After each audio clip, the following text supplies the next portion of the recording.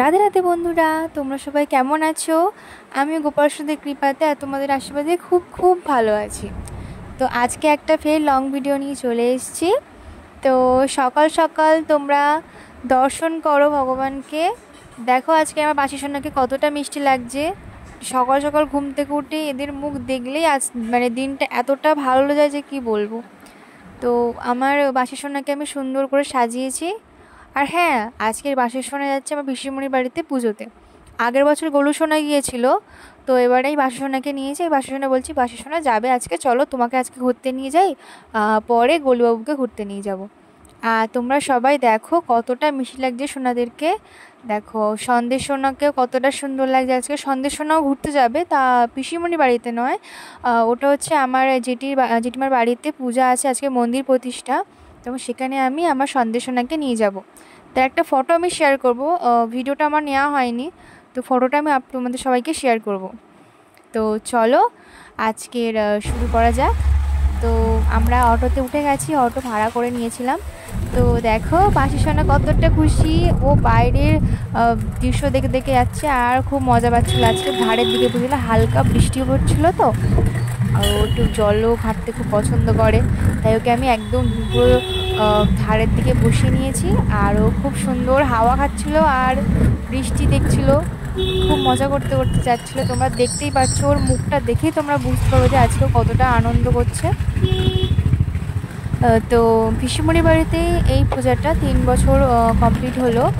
তো মন্দির প্রতিষ্ঠার পুজোটা, তাই আজকে আমার পিসিমণির বাড়ি থেকে একটু দূরে মন্দিরটা, ক্যানিং আর তালদির মাঝখানে। তো দেখো গেটটা কতটা সুন্দর করে সাজিয়েছে। তো চলো ভেতরে তোমাদের সবাইকে দর্শন করে। তো প্রথমে আমি গিয়েছিলাম, পিসিমণি তো আমার বাসি সোনাকে কোলে নিয়ে ঠাকুরমশাইকে দিয়ে দিয়েছে, বললো যে শিবের পাশে বসিয়ে দিতে। আর ভগবান দেখো, ভগবান নিজের জায়গায় নিজে ঠিক করে নিয়েছে তার আরাধ্য দেবের কাছে। আর তোমরা দেখতেই পাচ্ছ কতটা সুন্দর করে পিসিমণির বাড়িতে সাজানো হয়েছে। আর দেখো, আর এদিকে সব ফল টল মিষ্টি টিষ্টি ভগবানকে দিয়েছে। পুজো আমরা গিয়েছিলাম, একটু লেট হয়ে গেছিলো, তো পুজোটা কিন্তু কমপ্লিট হয়ে গেছিলো।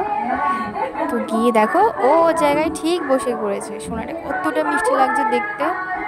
আর আরেকটা তোমাদেরকে শেয়ার করি গল্প, যে কাল যখন আমি আমার বাসি সোনাকে যখন নিয়ে আসার সময়, যখন থেকে তুলে নিয়ে আসছিলাম, মন্দির যখন বসানোর পর কিছুক্ষণ পরে যখন বাড়ি চলে আসার সময়, তো আমার গায়ে প্রচণ্ড পরিমাণে কাটা দিচ্ছিল।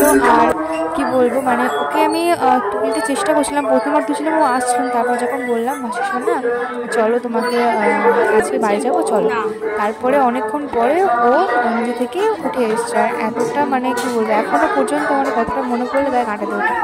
আর মা এখানে সবাইকে প্রসাদ দিচ্ছিল। তো দেখো,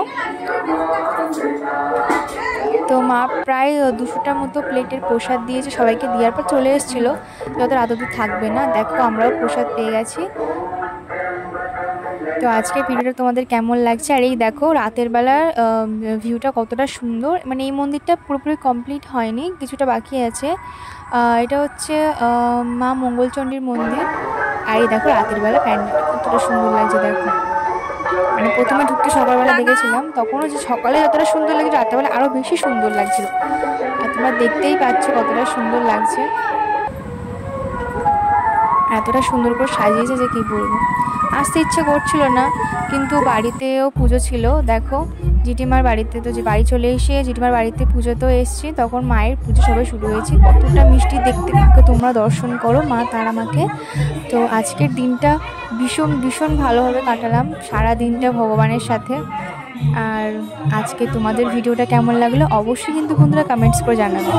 তো আজকের এইটুকু, তো আবার দেখা হবে নেক্সট কোনো ভিডিওতে। টাটা বন্ধুরা, রাধে রাধে, হরে কৃষ্ণ।